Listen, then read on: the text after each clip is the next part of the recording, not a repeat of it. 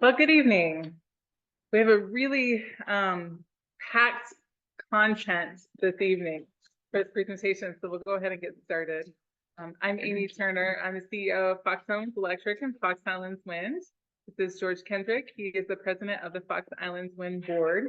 And we also have Doug Green, Vice President, Chuck Gadzik, Secretary Treasurer with us this evening.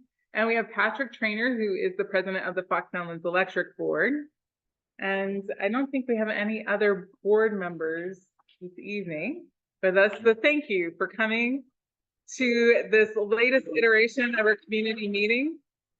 This one is going to focus on the wind power basics and the future options of Fox Islands Wind. So we're going to get more into the details of the options and what we've been learning recently and working toward. It almost in some ways is a follow-up from our meetings last November and December. So it's just a continuation of the work that we're doing that we want to share with the community and have these community discussions.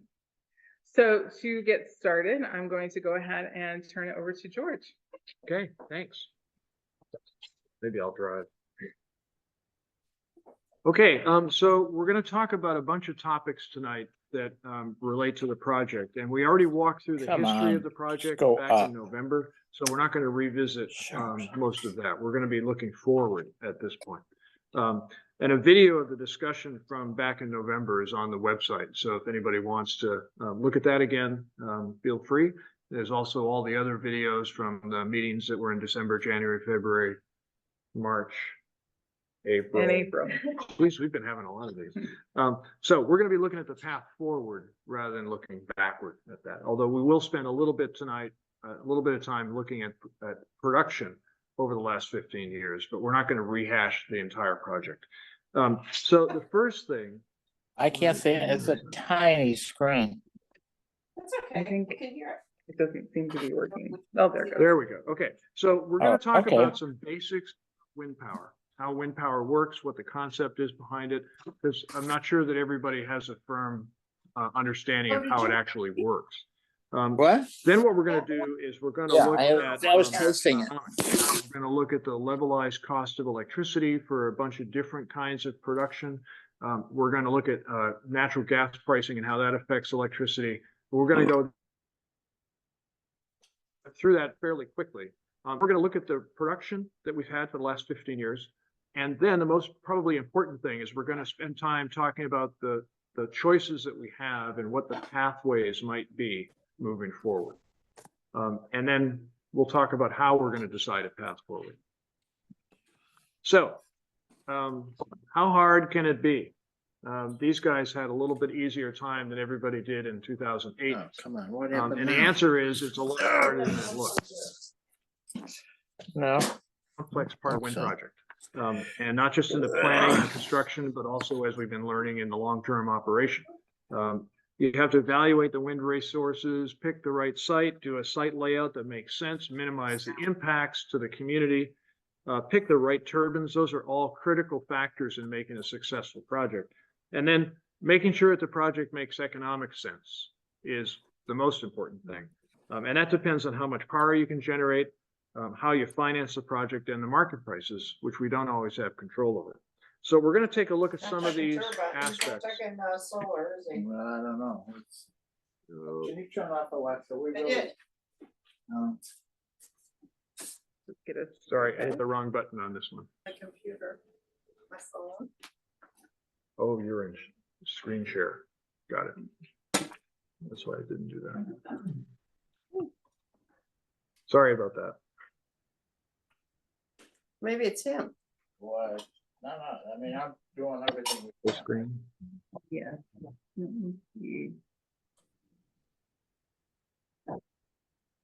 Where that is. Technical difficulties. Yes. Sorry, just a minute. Ellen Alisafin. Consolidated out here. The Wileys are. I tell him, oh, I just turned it off. No, actually, I think this is all my user error. So Okay. You're gonna go from here. Long slides to get stuck on. I know, the basic one.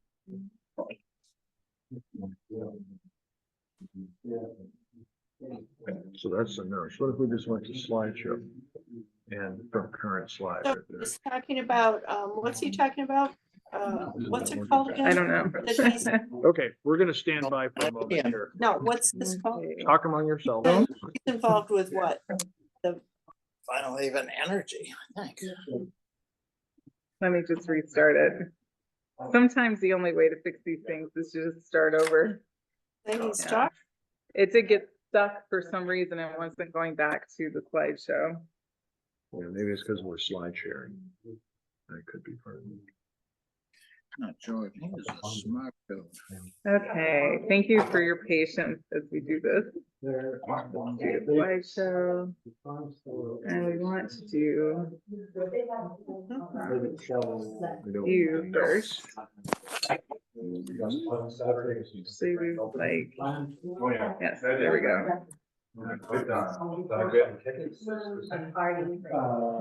We don't want the notes to go to view. Yeah, I took that off before. There we go. Okay, I'm just gonna do from the beginning. Okay, so And- key is what's the advance? I'll turn this off. It I'll turn this off. still is showing. There you go. I guess just use this arrow. But they're gonna be there for the day too. Okay, we're back. Sorry about Yes, that. thank you for your patience.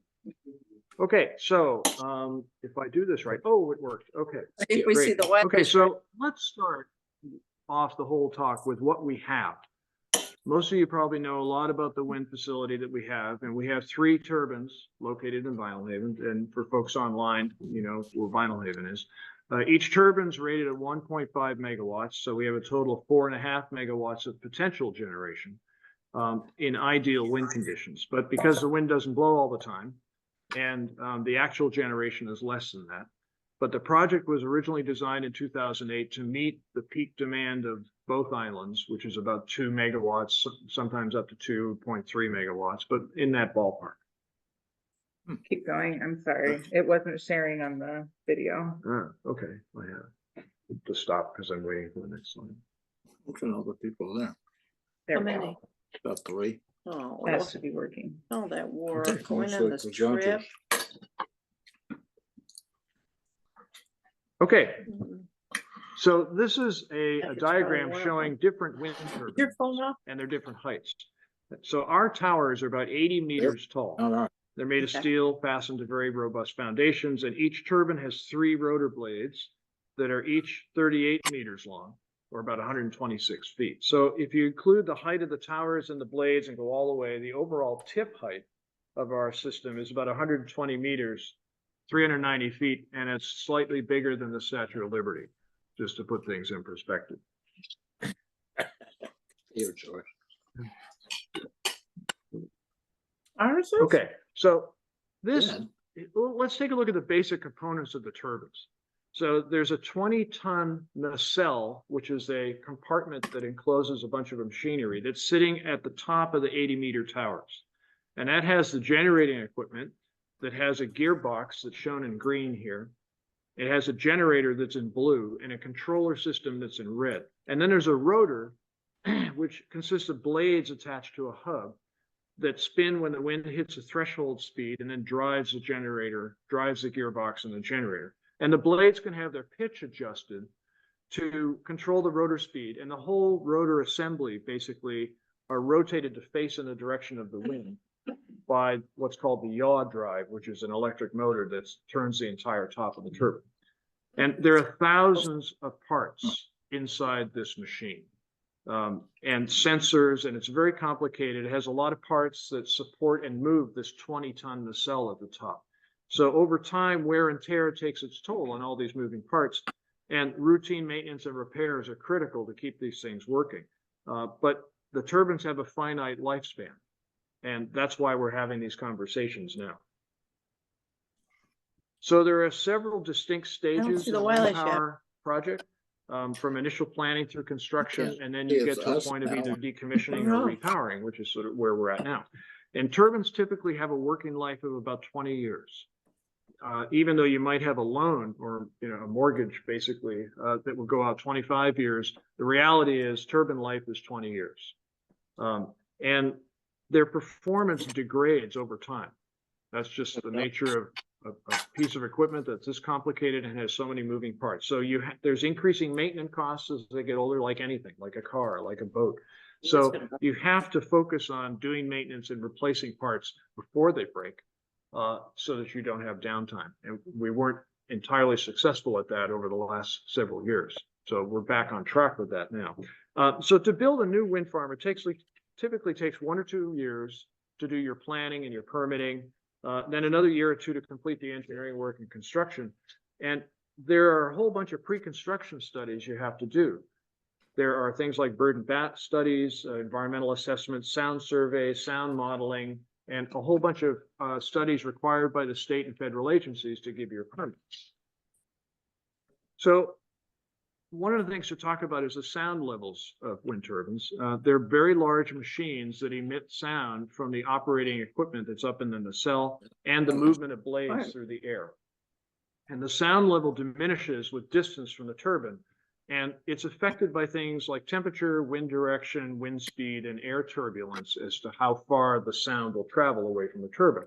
And this diagram shows you the kind of, they're measured in decibels, which I'm not a sound engineer, so I can't explain all the details in the modeling, but a lawnmower is about 105 decibels, typical gas-powered lawnmower, not an electric one. And right next to the turbine, if you're in the nacelle, that's the kind of sound level you're talking about when the whole thing is running. So you definitely, if you're doing repairs, everybody's wearing earphones up there.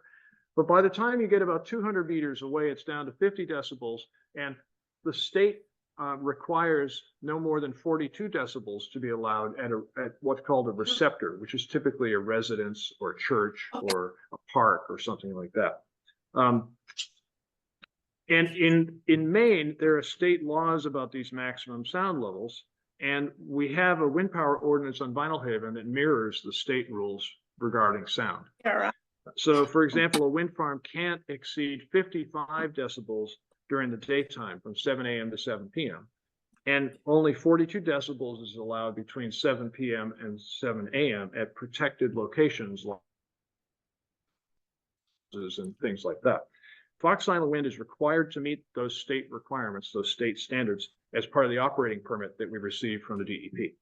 And to ensure the compliance with that, we do continuous monitoring, sound monitoring, and I've been doing that for the last 14 years anyway, maybe it's 15 years now. And moving forward, we're planning not just to continue that monitoring, but to expand it. And to also conduct a more thorough review and modeling of sound data with a experienced sound consultant, a new consultant that we're going to bring on to take another look at all of that information and to make a robust, more robust monitoring program even than we've had thus far. That's right, yeah.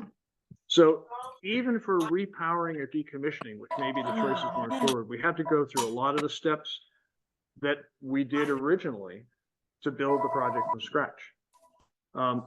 And we just went through the requirements of state and federal agencies, but there are a whole bunch of things that have changed in the last 10 to 15 years in the regulatory environment. So we need to bone up on that. We need to understand exactly what the requirements are moving forward. We don't think we're going to have to go through quite as many steps, but we're still going to have to be realistic. It will still take time, and there'll be some T's to cross and I's to dot as we move forward in any of the directions we're looking at.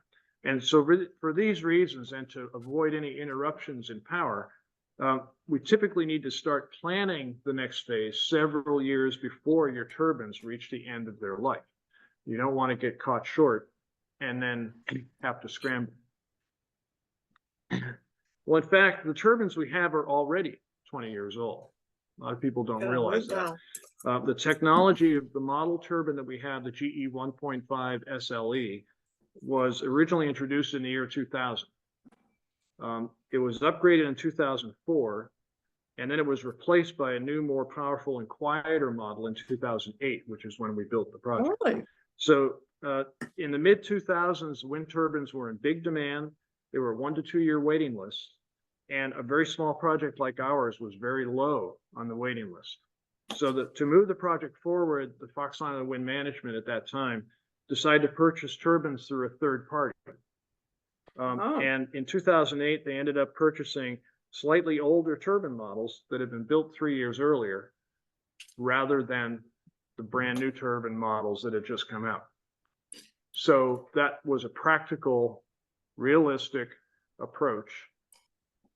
But the reality is we ended up with an older turbine model rather than the brand new models that had just come out. It doesn't mean that our turbines have been running for 20 years, but they're a 20-year-old model. But all of that allowed the project to move ahead. That's the key, and start generating power quickly. So that brings us to today. So as you know, the last couple of years have been pretty difficult ones for us. We've had periodic turbine outages and increased costs for maintenance. The massive supply chain disruptions that started during COVID cost us problems while we waited weeks or months for parts. The good news is that we've invested more time and money in repairs over the last 12 months, and we're back on track for much higher production in 2024. But it's important still to recognize that turbines are nearing the end of their 20-year life, and we need to start planning now for the future. And if the community votes to decommission the turbines, we'll continue to operate the turbines as long as we possibly can to get the most value out of the investment. If the community votes to repower the turbines or upgrade them, the period for construction will probably vary based on equipment and interest rates and all of that, so that the actual timetable may be flexible. But we're going to get into that in a little bit later. So let's talk about how wind power works. This is a really a basic introduction to wind power in general. So the first thing you need wind in order to have a wind power project. And this is a map from the National Renewable Energy Lab showing wind across the United States at the 80-meter elevation, which is where our turbines are. And the best wind is shown in dark blue and the lowest in yellow on this slide. And most of the most of the commercial developers of wind in the United States really focused on the Midwest, all the way from Minnesota down to Texas, and the Northeast, where the winds are stronger and they're more reliable. And very few projects were built or have been built in the desert Southwest or the Southeast, where the winds are less strong and less reliable. So if you look at Maine, the winds are strongest and steadiest in Aroostook County, in the Western Mountains, and along the coast. And that's why Vinyl Haven was considered a logical place for a wind project. But in designing a wind farm, it's also important to know the direction of the wind and how it changes from day to day and month to month. So this chart is called a wind rose. I don't know if any of you have seen those before, but it's sort of like a compass, and it shows the direction and the velocity of the wind in Penobscot Bay each month throughout the year. So north is at the top, and the wind direction is shown with colored bars indicating the speed. So the yellow and orange, and if there was red, those are high speed or high velocity. And the length of each bar reflects the percentage of time the wind is blowing from that direction. So this kind of data is collected from meteorological stations all over the United States, and it's available for sites all over Maine and the US. But most of you are probably not too surprised when you look at this to see that the strongest and steadiest winds, the most consistent winds, come from the Southwest. And there's some strong Northwest and Northeast winds in the wintertime, January, February. And we'll come back to this chart in a minute, but I just wanted to plant the seed with you. And you gotta understand where the wind is coming from when you're starting to develop a wind farm. So another thing that's important is how airflow patterns can affect the wind production. So air, like most fluids, can move either with a lot of disturbance, or what's called turbulent flow, or in a linear fashion without much turbulence, and that's called laminar flow. And if you go to the basin outlet, the northern outlet of the basin during peak flows at mid-tide, you can see examples of both turbulent flow and laminar flow there, with underwater obstructions like rocks and ledges sometimes causing a lot of turbulence in the water. And it's the same thing with air moving. Most of you are familiar with this painting. The Van Gogh painting, Starry Night, shows, it's a nice illustration of what turbulent air might look like. So near to the ground, there are objects like trees, hills, and even buildings that deflect and interact with the air and create turbulence, just as underwater ledges and boulders cause turbulence in water. So, but above a certain height, the air moves more smoothly in laminar flow. And wind turbines are designed to generate the most power from laminar flow, which is why wind turbines are on tall towers to get up above the turbulence zone. And the wind, because of the turbulence near the ground, wind turbines that are mounted on your roof or on a pole, these kind of low ones, they really don't generate as much power as those that are on taller towers. And so this chart shows the dramatic increase in power production as you go up in elevation. And that's why most of the big utility scale wind farms that are now being built are even taller than the ones we have on Vinyl Haven. Wow. And last, this is the only equation you'll have to see tonight. And you don't need to, there'll be a quiz on this tomorrow. But the other major factor in wind power production is what's called the rotor swept area. So the amount of power you can get from a turbine is proportional to the length of the rotor blade. And so longer blades sweep through a much larger circle, which translates directly into more power. So the longer the blades, the more power you can get. And that's why, if you put all these concepts together, that's why turbine models have been getting taller with longer blades in the last few years. There's some really huge ones that are being put up now. The new Down East Wind project that's in Washington County, I don't know if any of you have seen that yet. They're using Vestas V150 turbines that have 166 meter height and 150 meter diameter rotors. Those turbines are twice as tall as Vinyl Haven's, and they produce 3 times as much power each turbine. Wow. So the bigger you get, the more power they can put out. But you got to think carefully about what is too big for the site. One more concept. John, put a little footnote. Yep. It's critical that you guys didn't think about, sometimes, like I was thinking of 225 feet, whatever it is. I think the next level to get you a lot more power, you only have to go like 40 feet higher to get you a lot more power than what the 225 would be. It's like, So it's not saying you have to double each time, but sometimes just a short distance will give you a lot more. That's right. It's a geometric Yeah, right. rather than arithmetic thing. That's as much science as I can do tonight.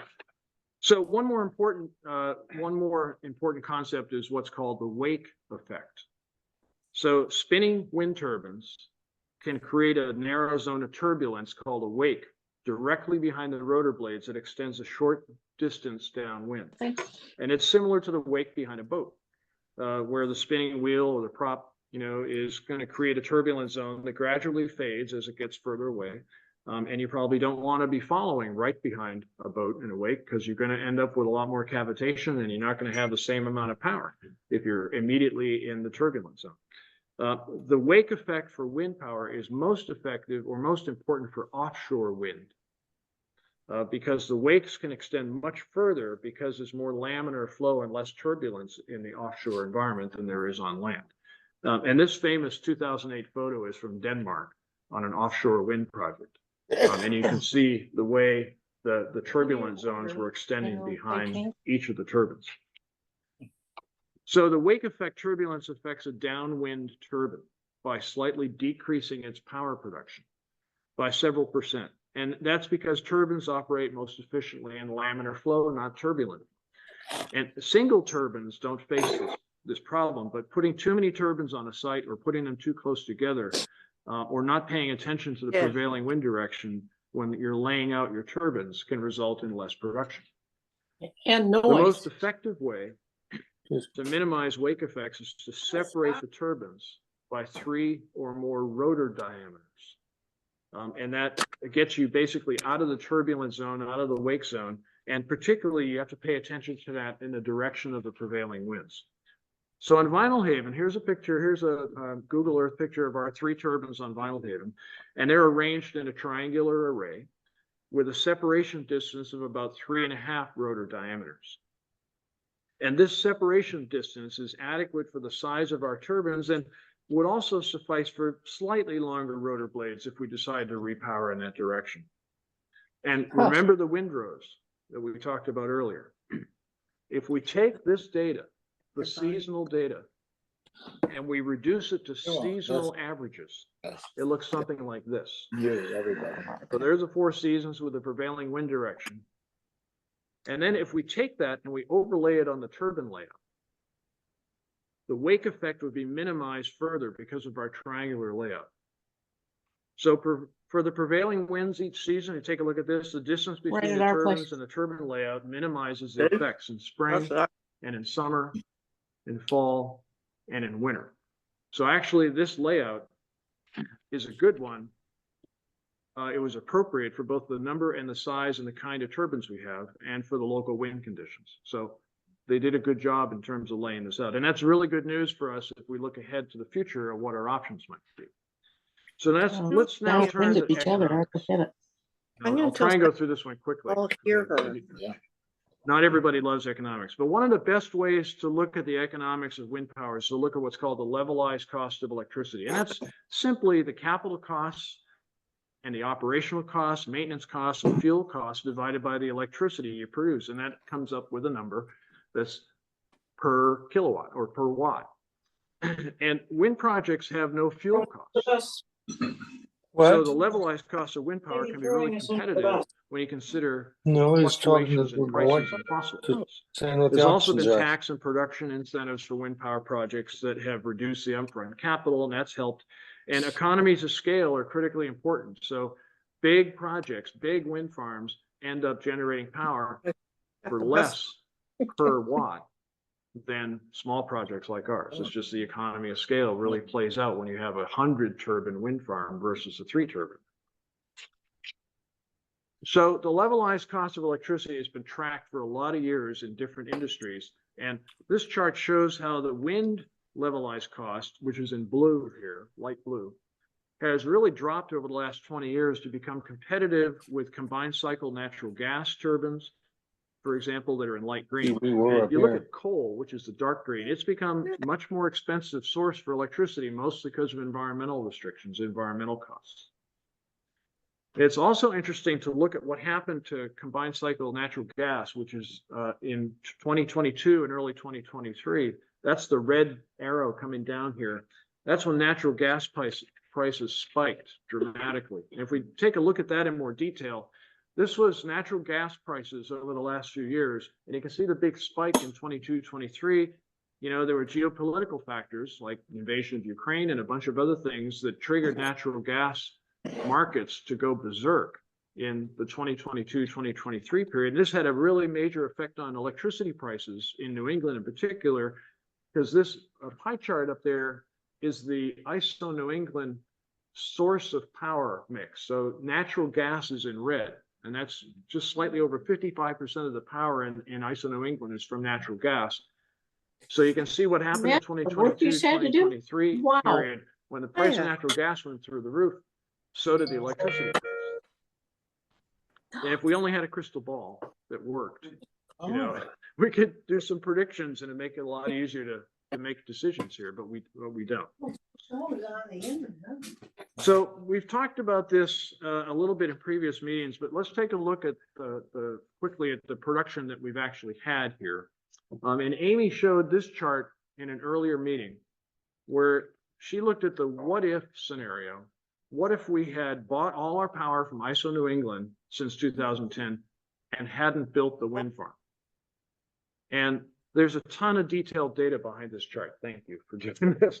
But it suggests that our costs were at least comparable to buying power from the mainland and lower for a period of time rather than just buying 100% mainland power. And in 2022, our power costs spiked as we had a bunch of turbine outages, supply chain disruptions, and we had to make up the difference with expensive mainland power. And it was bad timing because the price of natural gas and the price of mainland power was going through the roof at that time. And so the mainland power prices peaked at that time during a spike of natural gas prices. And in 2023, our turbines suffered more breakdowns and delays in getting parts unfortunately, while natural gas prices were coming down on the mainland, along with the mainland power prices. So 2023 was not my favorite year for production There. you know, but the good news is that in 2024, well, not good, that the gas prices and distribution prices on the mainland are starting to rise again. So CMP and Versant just were increasing their distribution rates for this coming year. And our wind generation is rebounding. And so that's good news. And if you look at the monthly power production on this chart, you can see that we consistently met the original production goals until the aging turbines began to have a rash of equipment failures in the last couple of years. And the turbine problems unfortunately continued early in 2023, resulting in lower production last year. But over the last 12 months, we focused much more on preventive maintenance and investing more in repairs, trying to get ahead of the game and bring the turbines back into higher production. And we've had much better production in 2024 so far, and barring any more turbine problems, we're hopefully back on track to have much higher production this year. So that's our projected production back to where we were in 2021. That's our target right now. Okay, so we've talked about the variable nature of wind power in other meetings. And our wind generation is higher in the winter when we have strong, consistent winds, and it's lower in the summer when we often have doldrum periods. And the wind is much more variable. And this shows the monthly generation since 2010 for our wind project.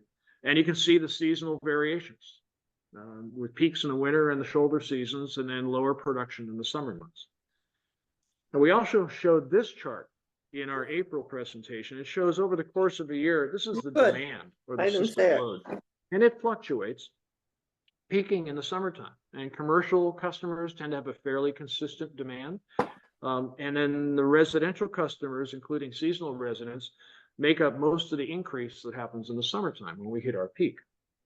And we also have a surge in peak period use, 5 to 8 p.m. We've talked about this before. That's the peak power time when everybody's cooking dinner and doing laundry.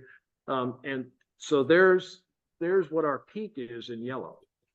And again, if we take that peak and turn it into an orange line here, and that's our demand that we have to meet. The blue area shows the average wind power that's been produced month by month over the last 15 years. And it tends to peak in the winter and drop off in the summer when it's less windy. And the decreased breezes in summer are very unfortunate because that's when our peak power demand occurs. And so we have to make up that difference by buying power from the mainland at the moment and deliver it through our underwater cable, which results in line losses of 6-7%, somewhere in that ballpark. Yes, last week's outage was caused by a failure of one of the cables between the islands. And I'm actually looking at some of the data we got from that, and I think there's quite a bit of loss in that area. It could be high as 9%. Yes. So Okay. there are repairs, but that's another presentation for another night. That's another There are repairs we're working on in that area. Yeah. So this is our current demand in orange.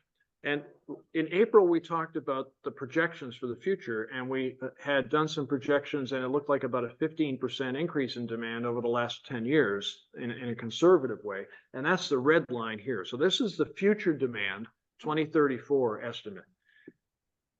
And if you put our average wind generation for the last 15 years up against the 2034 demand line, the gap between the generation and the demand increases even more.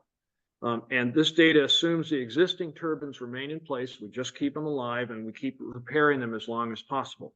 And if you combine this image with the fact that our turbines are reaching the end of their lives, it makes it clear we got to decide on doing something in the near term. So we're still gathering information about the potential options for replacing or repowering the turbines with more efficient components. But this chart is one reason we're even looking at repowering as an option. So the preliminary info we have, and we gathered quite a bit of info. Both of us were at a meeting last week in Minneapolis to talk to a whole bunch of manufacturers and consultants and vendors. And if we replace the existing generator components and blades with more modern, efficient models, it looks like we could increase the power output by 25% or more and increase the reliability. So and that's what's plotted in blue here is a 25% increase in power. And that would then exceed our power demand in winter and fall. The summer period would come closer to meeting demand. We still have a gap that we need to meet, and adding a battery might help us even more on this. Okay. Going fast here, but we're going to keep rolling. Everybody okay? Yeah. Okay, still with me. Okay. So now we look at some pathways ahead. So given the age of our existing wind turbines, we're rapidly coming to a crossroads, right? Disappointing to have- We need to make a Yeah. decision on what we're going to do. And because of the time it takes to do all the necessary steps in order to put a decision into action, we need to get started now on our planning.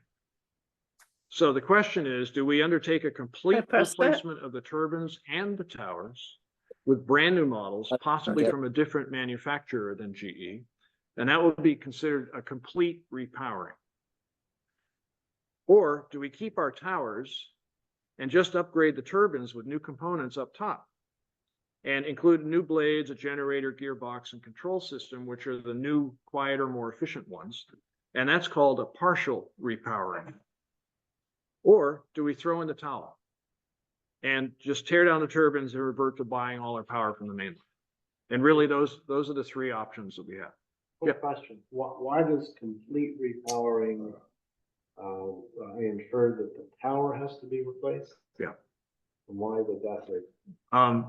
The primary reason is if you can't buy a different turbine, we'll get into this in a second. We'll go into a lot of detail, but you can't mix components. That's the problem, is that manufacturers, there's not a lot of love between the manufacturers. It's not any. And you might have some warranty problems if you put one manufacturer's turbine on the top of another manufacturer's tower. I know it'd be great if everybody played well together, but it's not necessarily that way. So these are the three pathways we got to look at. So let's take a look at.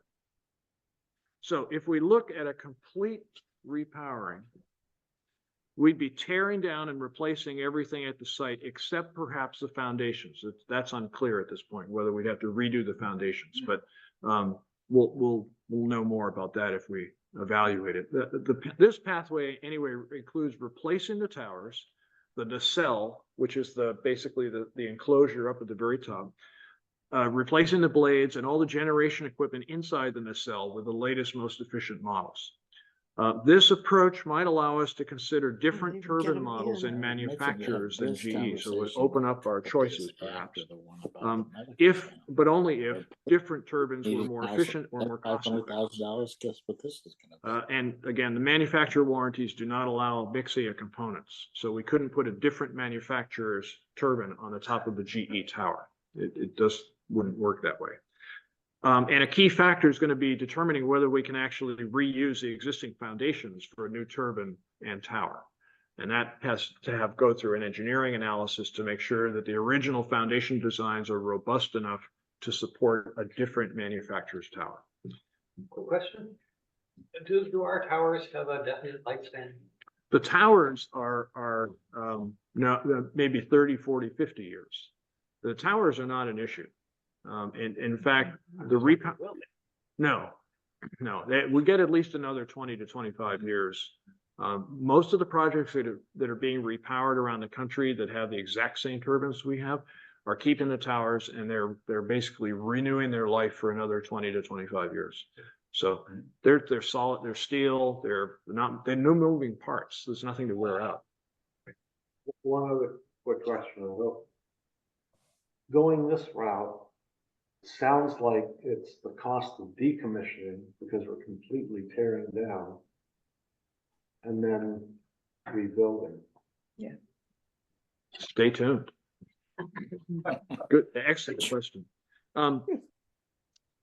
So a complete repowering would likely require a repeat of all the steps we had to take with the initial wind project. Pre-construction studies and permitting would have to be done under the new state and federal guidelines that have been put in place in the last 10 to 15 years. Depending on the turbine selection, the permitting process could be straightforward and short, or it could be complex and lengthy. We just don't know yet. And we're going to be gathering more info on that. The timeline for a complete repowering would likely be somewhere in the 4 to 6 year range. depending on the turbine models we select and the availability of turbines and the permit requirements. Now, we're still gathering information on a specific cost for a complete repowering, but this is a quick outline of it, and it would definitely be the most expensive option. These are only conceptual numbers at this point, based on educated guesses. They're more than educated guesses, but they're not firm, fixed information yet. So please don't hang your hat on these. But we'd essentially be starting over from scratch, although we might be able to use the existing foundations. The engineering is going to need to address the foundation suitability, transmission upgrades that might be required, and any modifications to the site to accommodate different turbines and laydown areas. The construction will require mobilizing a big crane, which is quite expensive, and it'll take several months to tear down everything and then rebuild and erect new towers as well as the turbine components. So our financial model needs more information, but it's already clear this would be the most expensive option. Mm-hmm. The only thing you're really saving here is the decommissioning, because you've already mobilized all the equipment that you need to build them. The equipment on site would do the decommissioning and the construction really close together. Yeah. And it does make decommissioning a little less expensive going this route, combining it with construction. Yeah. Just a little, I watching too much. I come into winter, but taking them down is nothing financially. Cleaning up afterwards. But stay tuned, because we do have a whole section on that. Yeah. I've seen it, at least on video. Yeah, it's not nothing. Doesn't take long taking that. No. Oh, we have a question. Do we know what the options are if we got another nutshell from GE? In other words, we're talking about in the abstract, but if they got them that would be realistically available when we'd be ready to put it in if we Yeah. had a partial. Yeah, and that's the next topic. Mhm. Yep, we'll get there. So there are pros and cons to a complete repowering. All of you are great. You're ahead of the game. You're thinking the way we need to, is think creatively. So some of the pros and cons are listed here for complete repowering. We could get a different turbine manufacturer if we wanted to do that. We'd increase the power output. I say 25% because I'm conservative. Some of the manufacturers are saying 30 to 50% if we went to a different turbine. If we went to a larger turbine or a different manufacturer's turbine. I like to be a little more conservative, but it does extend the life of the wind project for 20 to 25 years. The new systems are definitely more efficient and they're quieter. We have increased reliability and we keep local control over generation.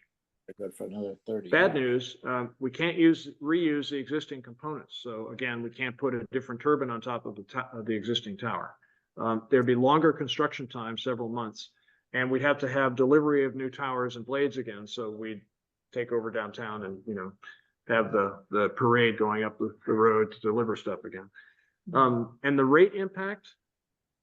This really is the most expensive option. We would be starting over completely.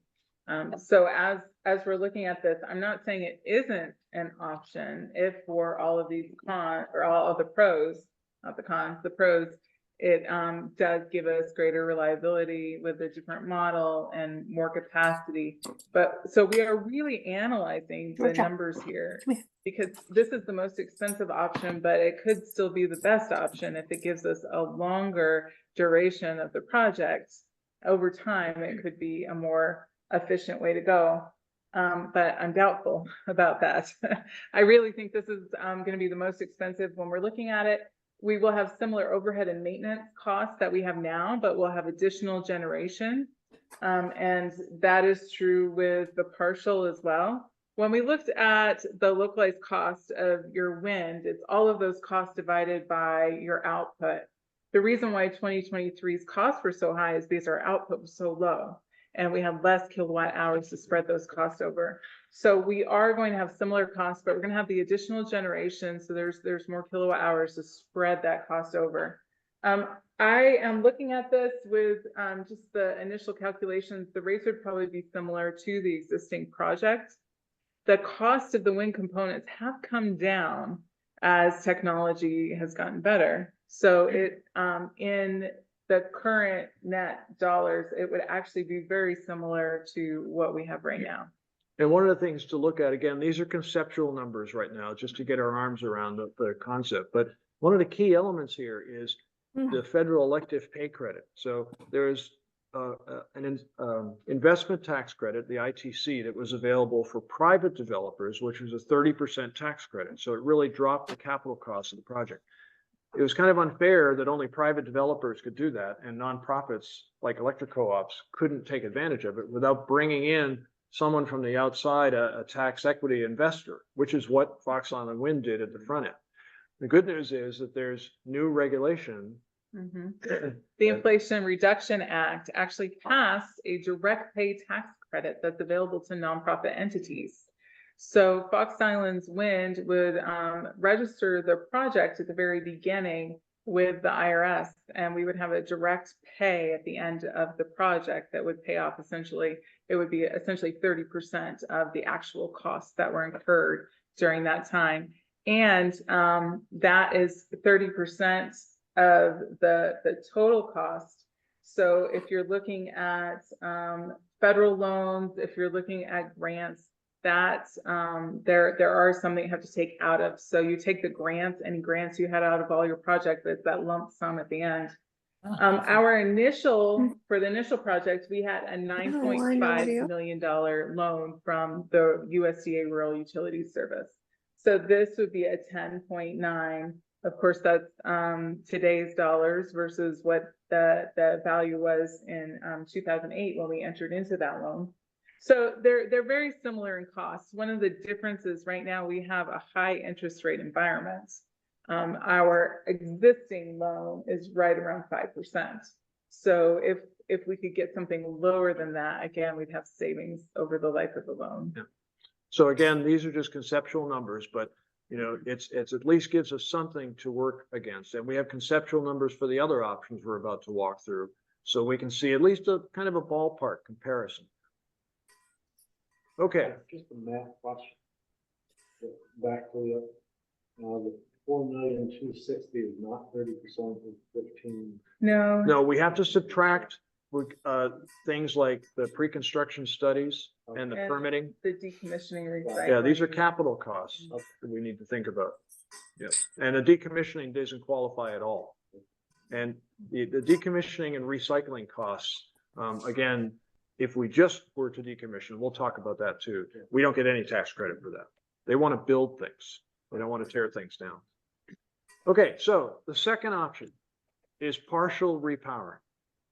And if we choose this option, we would keep the existing towers and foundations, and we'd simply, we'd simply upgrade the turbines with more modern, quieter, more efficient components. This would include rebuilding or replacing the generators and the gearbox with quieter ones, replacing the blades with new ones that are quieter, slightly longer, and more efficient. And we need to mobilize a crane to the island to remove the older parts and install the new ones. And the old components would be taken down and recycled. So this picture illustrates an upgrade option that GE currently offers for our turbines. So the sections in green would be kept intact. So that's the foundation, the tower, and then the cell body, the shell that has all the gizmos in it. The sections in, the orange sections would get upgrades. So the blades and the hub and the generator and controller and gearbox inside the nacelle would be replaced. And that would result, based on what GE is calculating, these would go to a 91 meter rotor swept area as opposed to 77 meters, which we have now. So it's a 14 meter increase in the total diameter of the swept area. And I don't do geometry really well after 5 p.m., but it really is a 40% increase in the swept area by just increasing the blades by 14 meters. Pi is a wonderful thing. So that, remember earlier we were talking about the rotor swept area is directly proportional to how much power you can generate. If you slightly increase the rotor swept area, you can generate a lot more power. So that's what their option is right now. Okay, so this video shows a partial repowering that was done last year in Texas on identical turbines to ours. And the original rotor blade and hubs are removed and lowered down to the ground. And they're taken off to be recycled. And then a new gearbox and generator are hoisted up and installed inside the nacelle. And then a new rotor and blades are raised up to the top and installed. And this is a pretty straightforward process. It's fairly quick, especially compared to new construction. And again, you can see they've got a very large crane there. And they have to remove the old rotor hub and put the new one next to it and then hoist up the new one. And the blades will end up getting recycled. They can get chopped up into small pieces, and they're starting to use these in concrete and aggregate by chopping up the composite into small fibers. And there's plants now around the country that are doing this. And another recent innovation that we learned about, I've heard about it before, but we actually got to talk to the folks more last week, are self-lifting modular cranes that install at the top of the tower. Now, these crane systems enable the replacement of major components like gearboxes, generators, and even blades without having to mobilize an expensive giant crane to the island. This is a video. You can see how the, let's see if this is actually working. It does. You just have to hit it twice. You gotta hit it twice. Okay. Oops, sorry. Yeah. You tested it. There we go. Okay. So you can see how the crane components are hoisted up to the top of the tower and bolted up top. And then they're used to disassemble and lower the old rotor and blades, and they lower those to the ground. And then they can hoist up a new gearbox and generator components and put it up to the top and install and lift the new rotor and blades back up to the top and bolt them on. So this is a major change in the industry. And this is really only in the last 5 to 8 years that these companies have developed these modular systems that can actually be raised to the top and then use the super robust tower as the crane support rather than having to bring a giant crane onto the island. Sorry? Yeah. Well, there's at the top. I there. Yeah, so there actually is at the top of most. Yeah, at the top of most turbines, there is a hoist for bringing stuff up through the inside. It's already in place. There's a one-ton at the top that allows you to hoist components up even the inside of the turbine, and then you you sort of bootstrap your way along here. You first bring up a small hoist, then you bring up a bigger piece, then you bring up a bigger piece that's sticking out, and then it hauls up the big one. So yeah. You got to start small and work your way up. But it's really cool. They're starting to use these for a lot of repowering, certainly for gearbox replacements. It's the solution. You do not need to mobilize a big crane now to replace the components inside the nacelle. And they're talking about how this could revolutionize repairs for offshore wind as well by not having to bring a crane out that would be subject to weather. The other thing is that large cranes can only operate when the wind is less than a certain speed. These things can run and operate and work in much higher wind speeds. So it's an interesting, we're not sure if this is going to be the approach we would take or the kind of vendor that we would use, but we're checking into all the options just to make sure we understand what makes the most sense for logistics and for costs. The whole crane can fit inside a semi truck. So it can come right on the ferry and they put it together at the site on top of the turbine. It's really neat. It's pretty cool. So a partial repowering, like we've just seen, will take fewer steps than we had to do with the initial wind project, and probably fewer than a complete repowering as well. The re-permitting process, we think, will be more straightforward than with a complete repowering, especially if there are minimal changes to the footprint. We still have to do pre-construction studies and permitting, and they need to follow the new regulations that are in place. We'll have to have the existing foundations inspected, and engineers will have to make sure, yes, you can put these new components up at the top and everything's fine. And we'll make sure that we do the appropriate sound studies and modeling and monitoring to make sure the repowered turbines also meet all the state requirements in our operating permit. And the timeline for a partial repowering would probably be in the range of 3 to 4 years from the initial studies. Ballpark. Okay, so these are some ballpark numbers, conceptual numbers for partial repowering. And we gathered a lot of this information last week in Minneapolis at the conference, where we met with a bunch of contractors and with GE. And again, in this scenario, we'd be reusing the existing tower foundations and nacelles and replacing the components inside the nacelle and installing a new hub and blades. So it'd be a new rotor. Construction might still require mobilizing a large crane unless we went with that other idea, which will be expensive. But the construction will definitely move more quickly than a complete repowering because we won't have to take the towers down. And back to the numbers again, this does also qualify for the 30% tax credit or the elective pay credit. And the bottom line on this is, well, 6 million maybe, and it's certainly a lot less than the full repowering. Why are the decommissioning costs virtually the same? I'm being conservative in this, just assuming that we're going to have costs for recycling the blades and all the steel components that are up inside the nacelle. But less than taking down. The towers, that's correct. Yeah.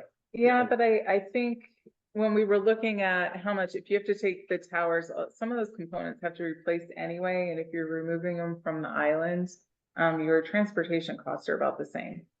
And so this is high level. Yeah, it could be less than that. We're hoping definitely. it's less than that, but we want to be safe with Well, this. the other one's more.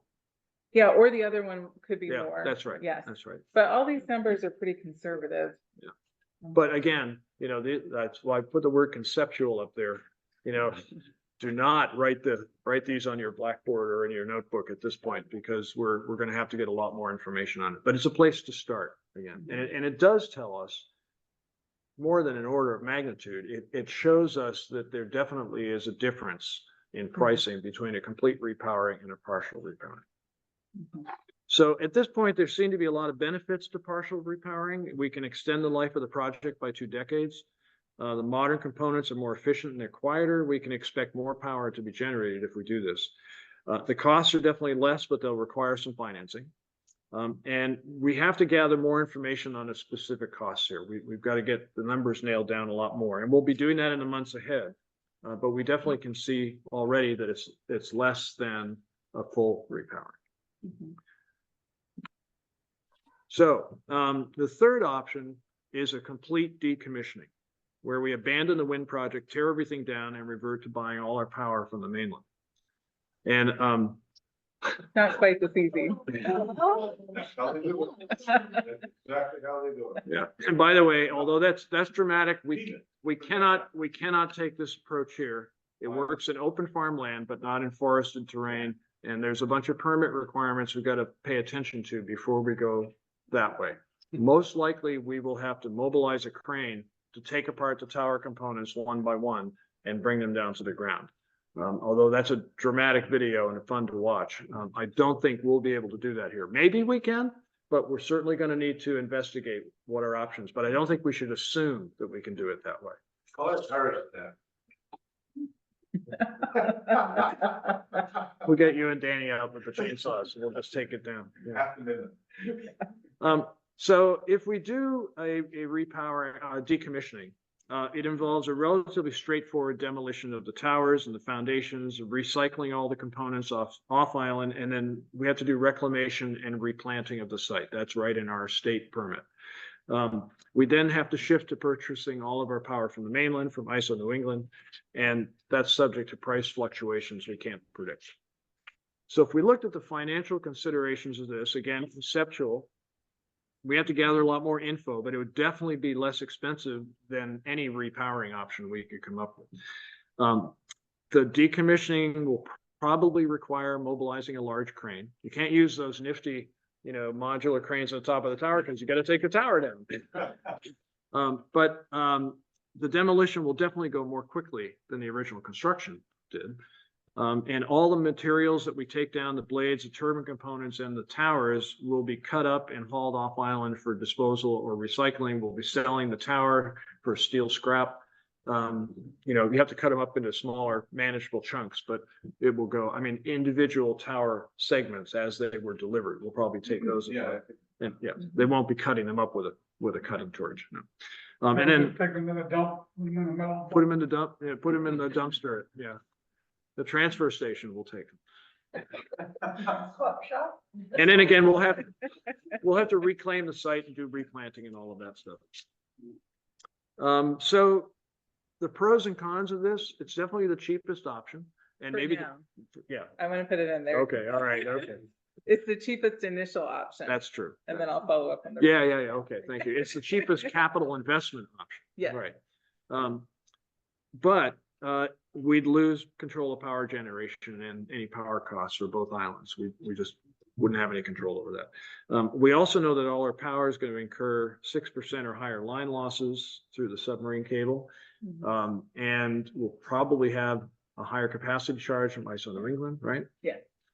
And then we're subject to the natural gas market price fluctuations. And I just don't know what those are going to be, right? You just don't know.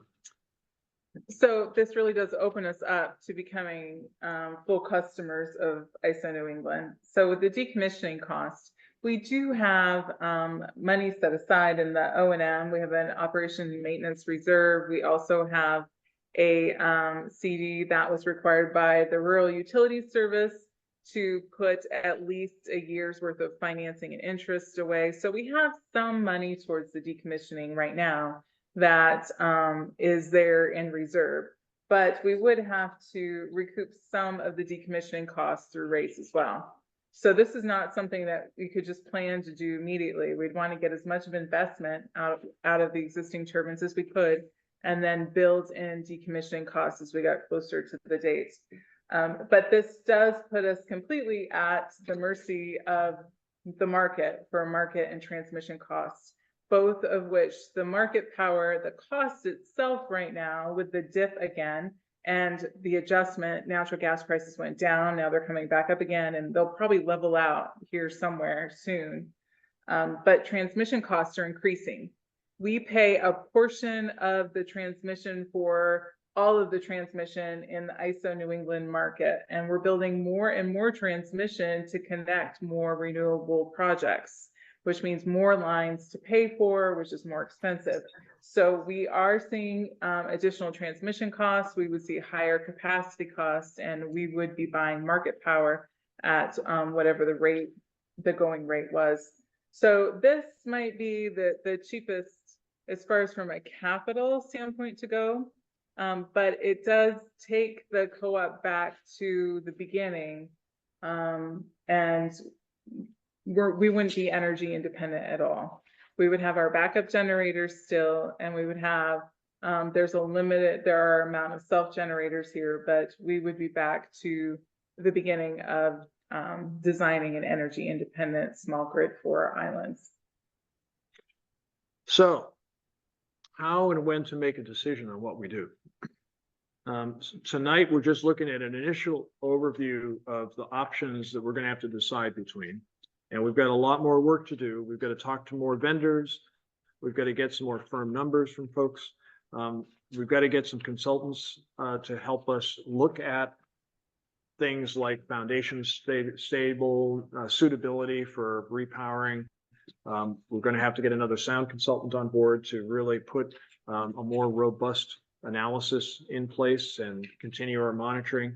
We're also looking at grant opportunities and financing options and what the impact each pathway's costs are going to be on the rates for all the customers. And we'll share that information as soon as we have it.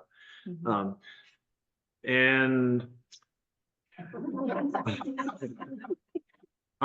unlike Dorothy's buddy here, the Scarecrow, this is not a no-brainer decision. Right now, we think we may have to make a decision this fall on the broad path we have to take to give us some time to be able to start our planning and the things that we have to do to get ready. And that would involve a vote by the whole co-op membership sometime this fall, if that's the timetable we want to follow. Yes. But we're going to gather our information and lay out all the specifics to everybody well in advance, and whatever recommendations we have well in advance through more meetings just like this one. right? So we're gonna be working on that in the months ahead, and hopefully that's where we'll end up going. Yeah. Well, a decision-making question, and those who were here when we put the windmills in might remember better. My memory was that, there was a vote that was non-binding about whether or not there was support for the windmills, and it was pretty dramatic. It was something like 394, 3 opposed, something like that. Yeah, 98%. However, my recollection is that it was non-binding on the board. The bottom line, it was the board's decision. Am I remembering correctly? Number one, and number two, if I am, has something changed that this now is a decision made by the membership as opposed to a decision made by the board? I'm gonna defer that. So, Okay. I will say this as a comment, if the board wants to go get 90% of the vote, go for it. You may not be there next. I just want to know. No, that may be true, but If I'm I'm pretty remembering sure, that. yeah. I can't remember that part of it. Although, we listened to the membership, they made that decision for us. Whether we had the power, we could have, maybe, Yeah. but believe me, we was not gonna get 98%, that's. Better off not having a vote, not to listen. Yeah. Yeah, right. Yeah, right. I think at the time with the original vote, there was a lot of uncertainty with the project moving forward. Yeah. And I think that I've read through a lot of that documentation, and the way I looked at it, I thought it was, to go ahead and go down this path. But if the project really couldn't be developed, it wasn't binding that they had to develop it. There was still a lot there. Now, I think it probably could be interpreted to give the board, not the Fox Islands Wind Board, the Fox Islands Electric Board, the authority through that vote to make the decision on what path is next. Both boards have talked about this, and the Fox Islands Wind Board is appointed by the Fox Islands Electric Board. And there's a consensus that this is a community issue, and the members of the electric co-op should vote on it. So there is a commitment to a transparent, open dialogue and process with this and community vote. Whether that was necessary or not, I don't know, but I know that the board members are all on the same page where they think that's the best way to go forward, is in responsiveness to what the community wants, what the community wants to see with this project. The community, the ratepayers own Fox Islands Electric. Fox Islands owns Fox Islands Wind. So it's really the community that owns this asset. And it's the community that is driving these islands forward. So I think I support the boards. I think this is the best way to go. Legally, whether it's required, probably not. But I think it's the best way to go forward. We've had a lot of years where the turbines underperformed for lack of maintenance and care. And so I guess the cynic in me is asking the question, how do you build the best, start off with the best system and the best decisions, but how do you fix that? How do you bring the expertise and the manpower and give people confidence that we can avoid that same problem in the next generation? When George and I were at the Clean Power Conference last week, we realized that we were not the only project that had this problem, that both GE and Vestas started outsourcing a lot of the maintenance. We were an early wind project, and since then, there's a lot of resources that have developed maintenance plan, companies that do a lot more hands-on on-site maintenance, and really looking at all of your parts, having a schedule on when they should be replaced, what you have to have on your shelves to be ready at a moment's notice. The way we manage, the way the industry manages the turbines now is completely different from at the beginning. And at the beginning, I think they wanted, I think Addison, you can back me up here, confirm or give more information. But I think we wanted to just get them up, and the idea is that you get them up and you can kind of just let them run. And we are going to be taking a very proactive stance from the very beginning. Mars Hill, which has the same turbine model we have, similar vintage, went up about the same time, has not decreased in availability percentages like we have. And we really think that's because they have someone on site pretty much every day monitoring, looking at these turbines. The repowering, I put on the slide, I think, let me go back just a little bit. The repowering rate impacts. We are going to have similar overhead and maintenance costs with additional generation, but that's similar overhead and maintenance costs to what we're putting into them today. We need that ongoing maintenance. We need to have those everything oiled when it needs to be oiled, not just once a year going up and make sure it's okay. We need to have more expertise on site, monitoring, looking at them. So building in that additional maintenance cost has really helped us address a lot of the issues we've had the last couple of years. So it is asking for the trust of this community that if we repower these, our maintenance and how we operate them is going to be different from the very beginning. Yeah, I'll give you a comment. I'll tell you what drove the project in the very early beginning, Katrina. You remember the prices of energy was awful donkers in this country. Things like $5 a gallon on gas. You can get that. But I remember as far as being a board member down there. Susie Warren down in the pizza pit in March, she got like a real $1,200. I'm going, how can she do it? Then Dell Webster talked to the office and said, quote unquote, you know, every time they get the electric bill now every month, people are calling and say, how high your electric bill? How high your it was driving people out of their homes. That's what started the project back then in 2006. Yeah. So that was one of the main reasons. Then we went from there. I think the other thing is this was an early project in And unfortunately, I talked to one of my good friends who was on Wall Street and made a living out of this and that, and he gave me some business advice. Addison, he says, never be the first. Well, somebody's got to be the first. Never be the first. We used to really, but Yeah. we didn't have too many options at the same Well, time. we weren't the first. And We were the first. there were a number of projects on the mainland that had Yeah. been up and running for a few years anyway, before this started. But as Amy said, the big difference was they were larger projects Yeah. that had an economy of scale that allowed them to have a full-time maintenance staff Yeah. on site all the time. And they didn't subcontract or hire a vendor like GE, whose business is making turbines, not necessarily servicing them. But outsourcing all of that responsibility to the vendor is not the direction we would go. No. We preventive maintenance rather than fixing things when they break is the key to answer Chuck's question. That is what I would say is the difference. I think that needs to be an important part of the message going forward. And, Yep. you know, just think of the ferry service. I mean, Yes. you know, living that every day and hearing just endless stories. Not that they don't have a good plan, it's just they can't implement the plan. Yeah. And that question, I think, is kind of foremost in people's minds. Yep, makes sense. Well, we are looking to the future and looking at these options, but we're also taking a good hard look at what we're doing today.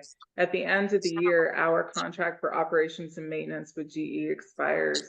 And one of the things we did at the conference was talk to vendors that specifically provide the maintenance for these smaller sites. This is their sweet spot. We're almost too small for GE to really make us a priority.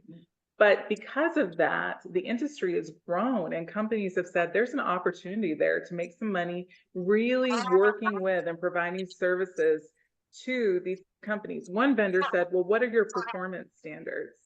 And I said, actually, we don't have any of those in our contract.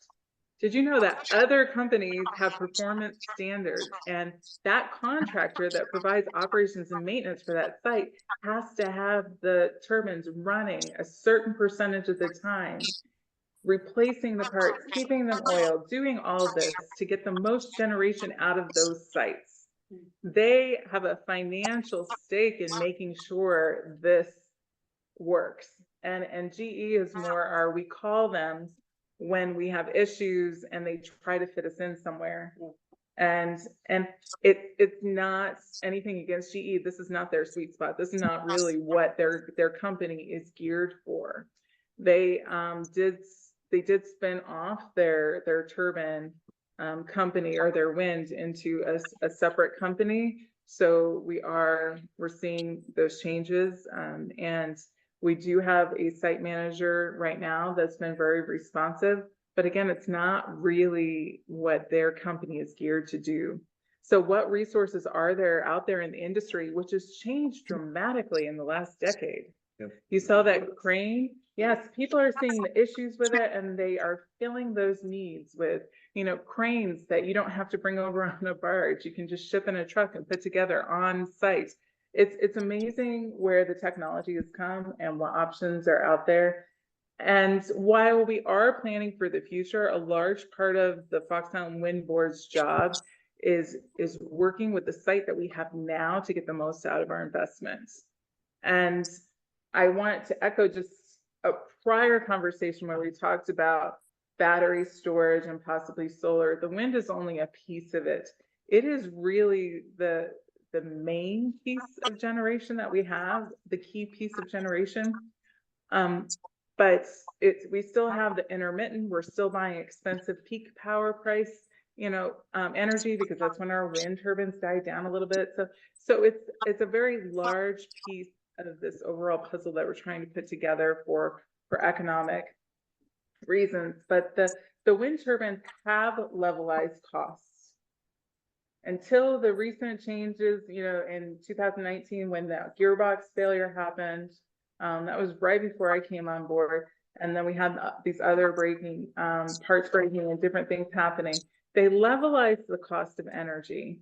And having a levelized expected cost of energy without the huge market spikes, there's a lot of value in that. Mm-hmm. And the project did fulfill that that goal there. It really did. Yeah, it really did bring some levelized expected cost of energy. And we are working to address the operations issues and catch up on maintenance, do things to bring it back down to where it's levelized. That chart you saw before, it kind of peaked up and then it's coming down a little bit. We're seeing generation go up. We're taking care of some of those issues. Was the loan involved in repowering? If interest rates go down, can you refinance?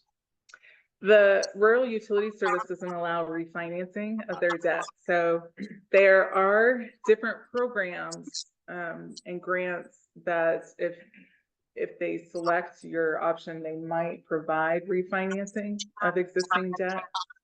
But typically you can't refinance that government debt. You're stuck with the interest rate for the life of the loan.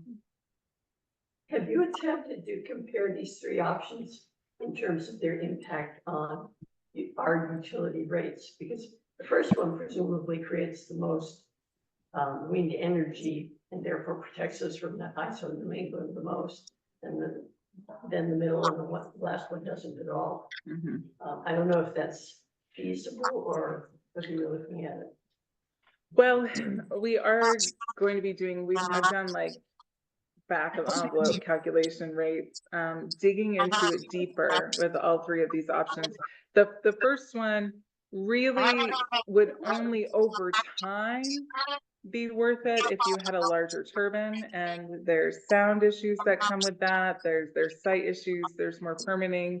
It's a much more expensive project because you're starting from scratch. We might, from a rate perspective, I actually think that the second option, the repowering, has the best impact on rates and actually bringing down rates and then levelizing that lower cost across, because you are getting more generation, but you're paying less money instead of getting more generation at a higher cost. Well, that's it's incrementally better. cost of the project is only part of the answer. Yeah. Mhm. In fact, Yeah. There's a lot, remember the early slide says it's a lot more complicated than it looks. You know, there's a lot of moving parts here that we're trying to figure out. And we're not ready yet to answer that question, but that's the direction we're heading. Yeah. And there's different things that come into that, like the speculation over the renewable energy credit market could have a really big impact on future rates. If you have a lot of renewable energy coming on and wind coming on, you have a market that's flooded. Your renewable energy credits might not be worth as much as they are today. So having more generation doesn't necessarily, and if you can't sell it at a high enough rate, the extra, it doesn't necessarily benefit you. Yeah. Linnell. This is probably a stupid question 101, but if we were to repower with longer blades, and assuming the blades were arrived in the same frame as before, can longer blades physically make it up the North Haven Road? Yeah, not substantially longer blades, Okay, but they can negotiate. these can, yes. I wouldn't say we can go to 150 meter rotor diameter. Yeah. Yeah, I mean, there are some places that actually bring blades in by helicopter now. Well, So they're trying to bypass that whole, and there's even some blades that are modular blades that they're assembling on site. So I don't know how those work. I just saw them at this conference. Yeah, I don't, no, I'm not even gonna go there. To make this somewhat simple, just presuming for a minute that we had $10 million to spend, which was the cost of starting over roughly. I guess there's still the question, let's say that was all we had to spend. There's still the question of should we spend roughly 6 on partial and then take the other, I can't remember how much batteries cost or solar. So I presume you're still looking at possibly doing 3 things. Yeah, but not all at the same time necessarily. You Yeah. want to stage it, but I'd rather say if we had $10 million to invest rather than saying we have $10 million to spend. Yeah. Because we could easily spend a lot of money and not come out the other side with what we want. So yes, I think looking at all of those options, again, that's that multiple moving parts sort of piece here. You know, I think a battery makes a lot of sense for a lot of reasons. Solar may make sense if we have the right place and it economically makes sense. Repowering may make sense as an economic thing, but it's the blending of all of those things that we really have to hammer out on the finances. Yep. So these informational meetings have just been extraordinary, very, very valuable. And this is going to go to vote, you think, in the fall. Possibly. I think if there's enough information and we have a path forward, then it could possibly go to a vote in the fall. Well, there are so few of us here. Well, How are you going to get this information out there so that people are convinced one way or another? And make them listen, have them listen, understand. Yeah, that is an excellent question. We're looking at some strategies. I am concerned that if it goes to vote in the fall, it's gonna be drowned out by another campaign that happens to be going on at the same time. There's a lot of information going on. But the good thing about this project is we know who all of our members are. And we might not know exactly the best way to reach them, but using different way, email, mailings, website, meetings, all of that to try to make sure that people have access to information, they know what information's out there as best that we can. Yeah. And this is a lot of info for people that I know that. I guess my concern is that there have been so many issues, starting with the sound issues long ago that upset so many of us. That just took the wind out of our sails. Yeah. We were so excited and it's just like someone said it was like a sock in the gut. And so I just worry that there are just some who might not see beyond that. Well, all we can say is that we're trying not to make the same mistakes that may have been made in the past. And we plan ahead and we try and be completely open and transparent with everybody, with everything we know. And then lay it on the table and the community has to decide. Yeah. That's the best we can do. I mean, I don't know how else to say it. Is we can make a recommendation based on what we learn and what we think might be the best, and then communicate that as far and wide as we can. In the end. One really good positive thing is that Fox Island's electric company co-op has such a strong support system as it is, really. And it's a I have an phenomenal amazing team. organization that we're patting everybody on the back. And that on that team, that what you guys say come across with just might be, you know, just have enough oomph behind that to, to. There's an idea, make them come to a meeting like this to vote. Yeah, well. Well, the first one was at the auditorium, and like who said something like, out of this huge packed auditorium, 3 people voted no, something like I that. did in the original, yeah. That was, I think there has to be somebody or some group of people focused on communications and having a real communication plan starting now, and you don't have to know when it has to go into effect, but I totally agree with you about the other election. Well, we're easing into this. And one important thing with all of this is that we do have 2 islands. So this summer with North Haven, we're going to be doing some community meetings up there. We have a few meetings scheduled on the later end of the summer, but we're doing wind farm site tours. The first one we're going to be doing in conjunction with the Vinyl Haven Land Trust on June 18th. The next one is July 3rd. And I realize that is a very, very busy time on the island. So I figured if people that are only here a little bit in the summer, if they're here over the July 4th holiday, they might take advantage of coming in and seeing the wind farm, seeing the wind farm and hearing about some of these issues. We're going to be taking all of these presentations and basically putting together our greatest hits presentation to try to get the information out there to as many people as possible and get the dialogue started. I appreciate everyone that comes. I know giving up these evenings to come and hear about all these options and dig into it is not the most entertaining thing to do. But this is how this community, this is where we are today. We had people in the community come together, prioritize energy independence, and move forward with the project. Now, this is where we are now. We need to decide how to move forward together. And hopefully we can bring as many people in as possible to make that decision. So before we get any later, I'd like to leave all you folks tonight with just simply average Joe. I may come here for budget.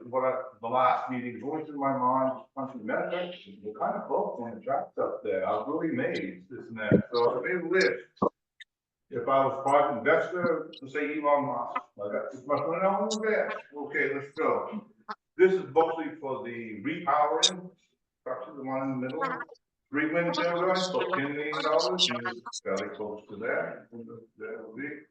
The solar with batteries, that I have no clue. I just punched in that between 3 and 5 million, something like that. Sound test, I'm still surprised that they're doing them. I thought we were completely done when they're finished. This amazing thing, because that cost us $8 grand a month when we were doing it. Maybe it's 10 grand a month. But anyway, I plugged that in there at the same time. Also, replacement of the cables up there. Plugged in $1 million on that. We need a new generator. Should have one anyway. Somewhere between 300 to 500,000. Because the last one was 250, if I remember right. And here's one I got from the other island down there in Manhattan. This is what some of my friends told me that when we do projects like this, even bigger, you just simply plug in 1 million for lawyer fees. Sorry, that's what they told me down there. So I can pass it off. Leave it or not, you don't have to leave it. So I came up with a total somewhere around 17 million. So I said, so if I had a budget in the project, if I had 20 million in the bank, I might feel kind of comfortable if I had it. Probably 1 million. Just paint your picture, folks, tonight. That's all. Prove me wrong, please. I think we will, but Good, I hope so.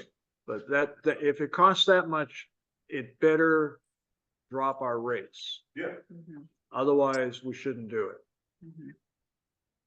And Correct. so that's why we're doing our homework Correct. now. That's. Right. Yeah. That's the bottom line. For your home. I'm just always impressed because you can answer the questions so well, which I think doesn't always happen in meeting questions.